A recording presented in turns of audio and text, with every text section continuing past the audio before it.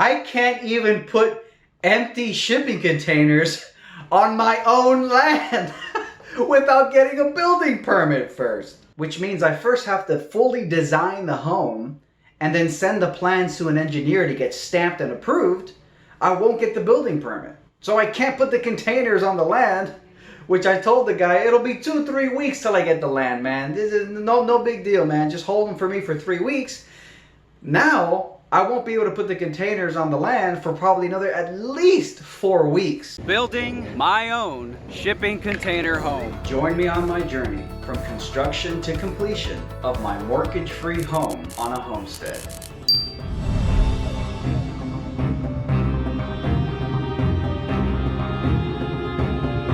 So what's up, everybody, and welcome back to Think Outside the Container.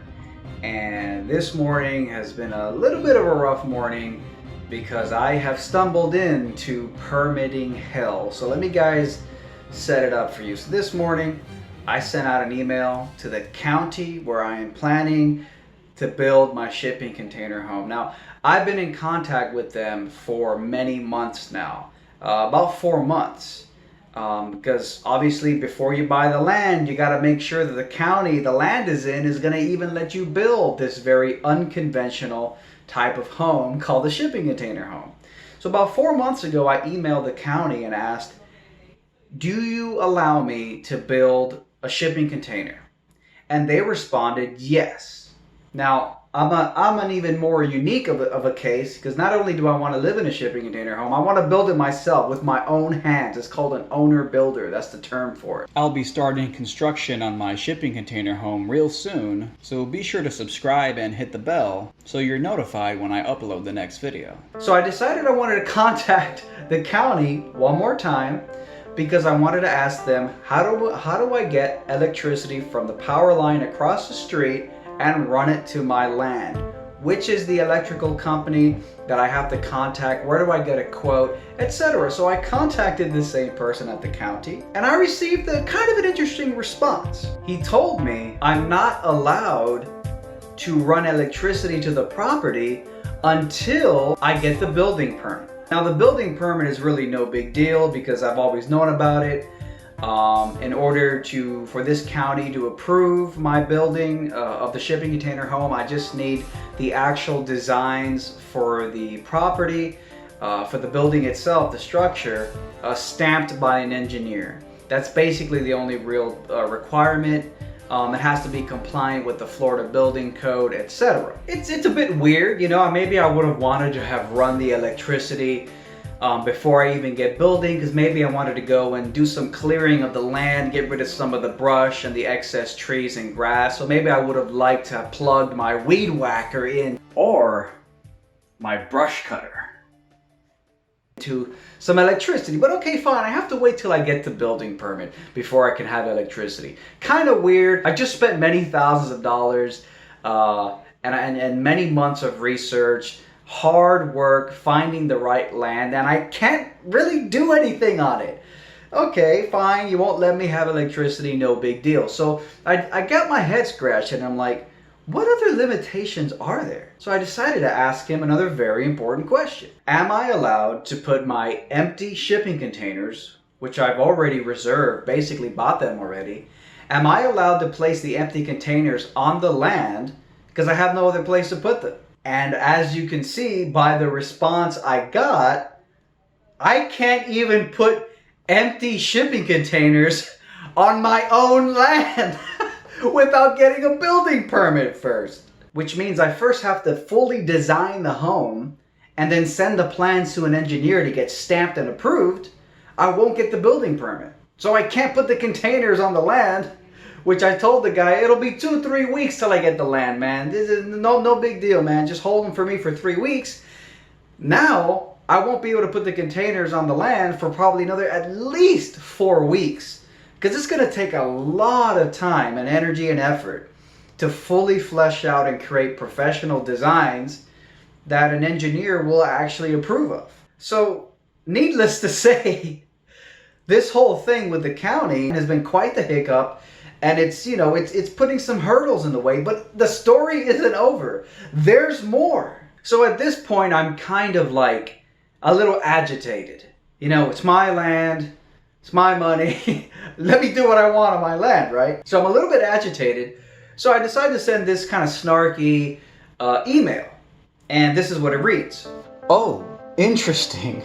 Are there any other limitations on what I can and cannot do on my land before permit? Can I trim trees and cut grass on my land before getting the permit? That is something I plan to do soon. Am I allowed to get a survey done? I have that scheduled for later this month. Maybe there's a resource, like some policy book or website, to see all the limitations of what I can and can't do on my land? Thank you. Yeah, I kept emphasizing the word my land. Because again, you think you own it, but if you can't do what you want with it, how much do you really own it? And so he responds by basically saying that the only thing I'm allowed to do on the land before getting the building permit is building a fence. But I would need a fence permit before I can start building the fence. And he goes on to say that if you want to cut grass and trim trees, that should be okay, but you can't stay on the property overnight. So now I'm not even allowed to stay on my own land overnight until I get the permit. What if I wanted to put a tent out and do some stargazing overnight?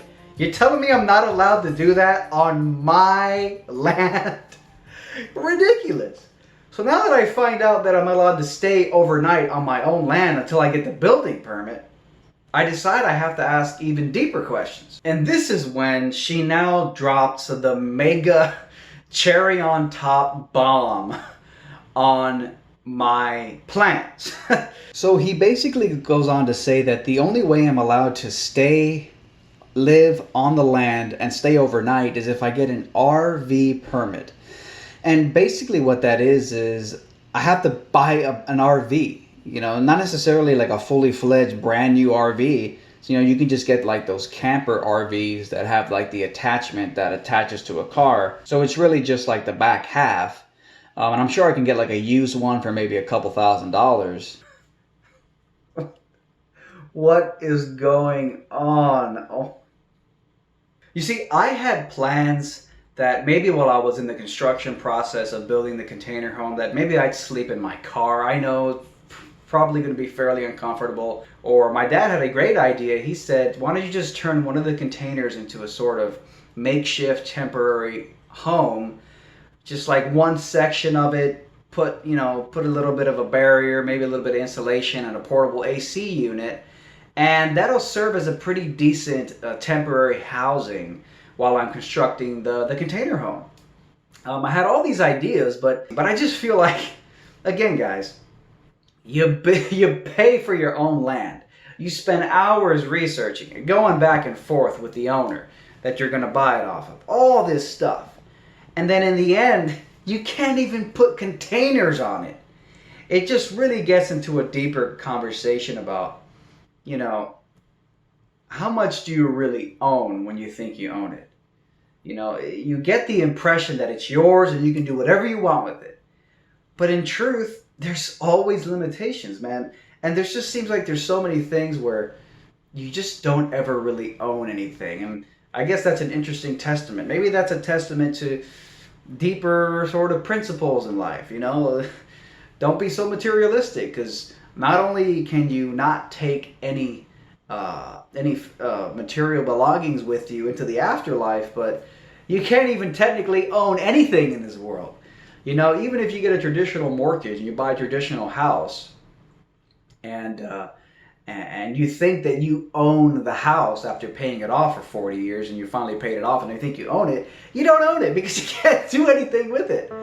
You know, if you think in a rural area with a county that the permits and the regulations are strict, the average city, the average home, the amount of regulations are crazy. You can't do anything practically to your house without the government approving of it, which I guess you can argue the government has their reasons for doing it. You know, your neighbors don't want you letting your grass grow wild or painting your house freaking hot pink or whatever. But it really just gets into just how, you know, the world is an interesting place, and it really gets into the nitty gritty of the politics of home ownership. And you may not want to think that there's politics in home ownership, but there's definitely politics in home ownership. So anyways, that's the end of today's video, guys. Thank you again for tuning in to Think Outside the Container. Permitting hell. And I've only just gotten started down this road, so I hope it doesn't get any worse. But anyways, that's it for today, guys. Thanks again for tuning in to Think Outside the Container. Don't forget, guys, I got great links down there in the description. If you guys want to support my videos and get access to exclusive perks like live stream Q&As, exclusive Merc access, and just a bunch of other great things, just check out my Patreon down there in the description below. You guys can support my work if you want to see more of it. And of course, until next time, guys, I'll see you again for the next episode. Be sure to click the subscribe button and the bell icon so you're notified when the next show comes out. Thanks again, guys.